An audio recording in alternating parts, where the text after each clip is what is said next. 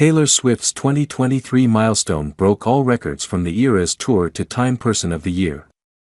Newly minted billionaire Taylor Swift had a blockbuster year thanks to the unprecedented success of her Eras Tour and album re-recording project, heightened media attention for her relationships with Matty Healy and Travis Kelce, and her designation as Time magazine's Person of the Year, March 17, 2023.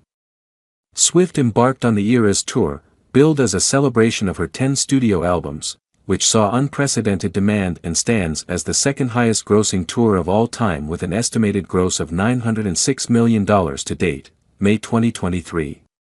Swift made headlines for her brief rumored relationship with the 1975 singer Matty Healy after the two had been spotted together on numerous occasions. Drawing scrutiny from the media and fans for Healy's history of controversial comments, including jokes he made about rapper Ice Spice's ethnicity, July 7, 2023's.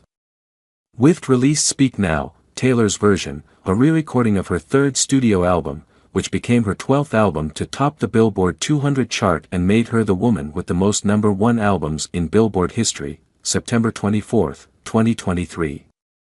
Swift sparked a media firestorm after seemingly confirming her relationship with Kansas City Chiefs tight end Travis Kelce by attending a Chiefs game, the first of several public appearances the two made together, October 13, 2023. Taylor Swift, the Eras Tour opened in theaters, making $92 million in its opening weekend and $249 million in total gross, becoming the highest-grossing concert film of all time. October 27, 2023. Exactly 9 years after the release of her blockbuster pop album in 1989, Swift dropped 1989, Taylor's Version, her fourth re-recorded album and her sixth release to sell more than 1 million copies in its first week, October 27, 2023. Forbes estimated Swift's net worth to be $1.1 billion, making her the first billionaire to make the cut solely based on music sales and performances, November 28, 2023. Swift was named the most streamed artist of 2023 by Spotify and Apple Music, taking the titles from Bad Bunny, who led both platforms in 2022, December 5, 2023. Forbes named Swift the fifth most powerful woman in the world and the most powerful woman in the entertainment industry, citing estimates that her Eras Tour boosted the U.S. economy by more than $5 billion, December 6, 2023. Time magazine named Swift the 2023 Person of the Year, citing her billionaire status and her pop culture dominance. Forbes estimates Swift's net worth to be $1.1 billion as of Wednesday. Her music catalog is worth an estimated $500 million alone, and she's estimated to have made another $500 million from royalties and touring and $125 million in real estate. A significant portion of Swift's net worth comes from her blockbuster Summer, with an estimated $190 million from the first Eras Tour leg and $35 million from the first 2 weeks of the Eras Tour film screenings. Swift entered 2023 with significant momentum, just before the end of last year. Swift released her 10th studio album, Midnights, selling more than 1.5 million units in its first week and breaking a series of Billboard and Spotify records. Upon release, Swift became the first artist to occupy the entire top 10 on the Billboard Hot 100 Singles chart with songs from Midnights.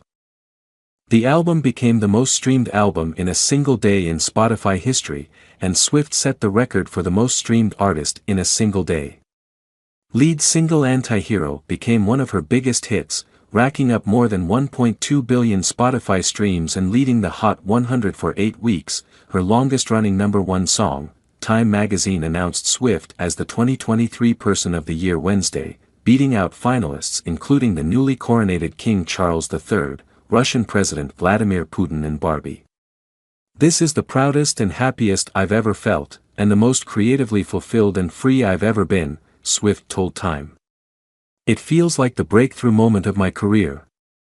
Happening at 33. Swift is the first honoree to be selected for their achievements in the arts, Time said. She's one of few women to be recognized individually as Person of the Year and the third this century, following former German Chancellor Angela Merkel in 2015 and Greta Thunberg in 2019. Vice President Kamala Harris was recognized alongside President Joe Biden in 2020. 7. That's how many weeks Swift has led the Billboard Hot 100 in 2023. Anti-Hero led the chart for 2 weeks in January, and Swift returned to the Hot 100 summit in October with Cruel Summer, a 4-year-old song that surged in popularity during the Eras tour. Cruel Summer led the chart for 4 non-consecutive weeks. Thanks to a marketing push by her label, including radio promotion and the release of a live recording of the song from the Eras tour on streaming platforms. The song Is It Over Now? Topped the Hot 100 after the release of 1989, Taylor's version, in November, displacing Cruel Summer, which returned to number 1 the following week, making her the second artist and the first woman to replace herself at the summit twice in a row. Will Swift continue her reign of dominance in 2024? She's set to perform 85 more Eras tour shows next year when the show goes international, with dates set for Europe, Asia, Australia and North America. Swift is expected to surpass Elton John to claim the title for the highest-grossing tour of all time, with Billboard estimating the Eras tour to gross as much as $1.7 billion in total. She also has 2 more Taylor's version albums to drop, the re-recorded editions of Reputation and Taylor Swift, whose release dates have not yet been announced. In the interview, Swift described her fallout with Kardashian and West as being one of 2 springboards for the success she has today. The second? Having my life's work taken away from me by someone who hates me, she said. She's referring, of course, to the 2020 sale of her first 6 album masters to Scooter Braun, who acquired them from the owner of Swift's ex-label, Big Machine Records Scott Borchetta. With the Scooter thing, my masters were being sold to someone who actively wanted them for nefarious reasons, in my opinion, she told Time. I was so knocked on by the sale of my music, and to whom it was sold. I was like, oh, they got me beat now. This is it. I don't know what to do. After lots of public back and forth, she decided to reclaim her lost albums by re-recording them one by one, a project she is now 2/3 of the way through. Only her 2006 self-titled debut and Reputation are left. My response to anything that happens, good or bad, is to keep making things, she said. Keep making art. But I've also learned there's no point in actively trying to quote-unquote defeat your enemies. Trash takes itself out every single time. Reputation, Taylor's version, is on its way. Speaking of Reputation, Swift did take a moment to tease that she's already thinking about her next Taylor's version release. It's a goth-punk moment of female rage at being gaslit by an entire social structure, she said of her 2017 album. I think a lot of people see it and they're just like, 6 snakes and strobe lights. As for the From the Vault tracks coming on the still unannounced Reputation, Taylor's version, Swift teases their fire. She was hesitant to re-record her albums. Swift wasn't immediately sure whether she wanted to embark on her Taylor's version quest. I'd run into Kelly Clarkson and she would go, just redo it.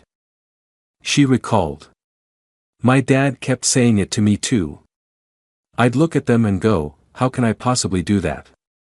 Nobody wants to redo their homework if on the way to school, the wind blows your book report away. It's all in how you deal with loss, she added. I respond to extreme pain with defiance. If you've ever wondered how Swift feels about the process of re-releasing her first 6 albums, she says it's akin to something out of a fantasy adventure film. I'm collecting Horcruxes, she joked, referencing Harry Potter before dropping nods at Marvel and The Lord of the Rings. I'm collecting Infinity Stones.